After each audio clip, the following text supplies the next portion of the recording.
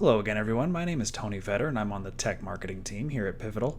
In this video we're going to set up a new endpoint using a feature to import an open API spec. Then we're going to use an access control policy to block or allow access to an endpoint based on an IP address. To set this up, again, I'm going to assume you already have a service broker enabled in your marketplace and an Apigee Edge account already created. So with that, let's get started. To get started, we're going to create our new endpoint using an open API spec to import our API endpoints. We're going to import from URL, and this open API spec was developed by Apigee Edge.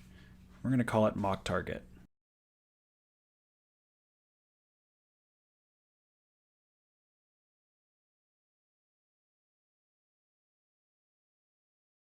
Here's all the endpoints that are going to be imported.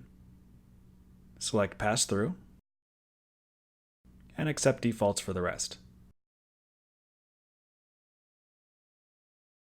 Here in the Overview tab, we can get a view of the URL endpoints that are available for us. Here we're going to use the user endpoint for part of this demo. Let's go ahead and start a new trace session. Point it at the user endpoint. And all 200s, everything's looking good.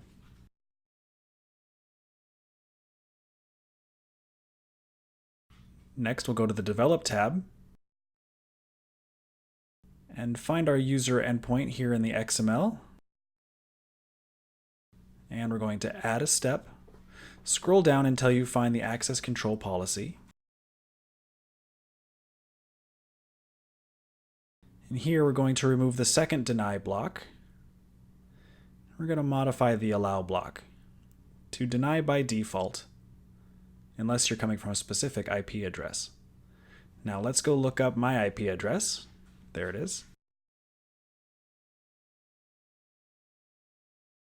And let's use that in place here.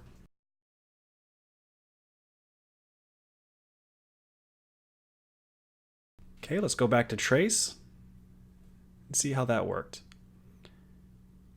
Now, full disclosure, I'm on a consumer IP address, so it isn't static, it's dynamic. So this isn't going to work as well as I want. But this will give us a chance to look at troubleshooting. Let's click into one of these errors and see what happened. In this lock, we can see that Apigee Edge thinks that this is my IP address, which is obviously different from my current IP address.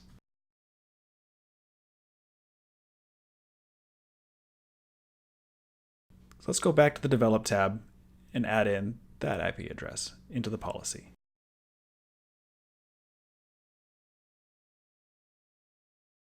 We'll save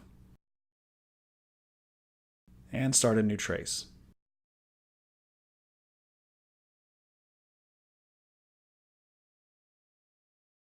Still not working as well as I want to, but you can see a couple successful 200s in there.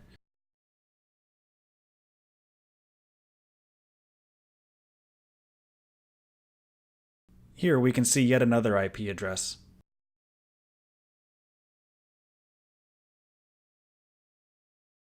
But on the successful ones, you see the IP address we wanted.